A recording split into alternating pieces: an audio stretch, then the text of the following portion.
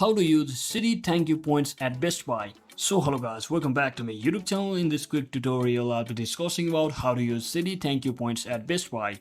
So first thing, just head over to your bestbuy.com and just shop at Best Buy. So browse for any items that you want to purchase or add them to the shop cart. So just click on add to cart and just they will be added to your shop cart. Just like that. And when you're ready to pay, enter your eligible Citi credit card information and look for an option to use your thank you points. You may see your available points balance and simply decide how many thank you points you want to use towards your purchase. You can cover the full amount or just a portion of the cost and just complete your order by providing all the on-screen instructions, and just the full amount will be charged to your card and you'll receive a statement card for the dollar amount you redeemed in thank you points within a few business days.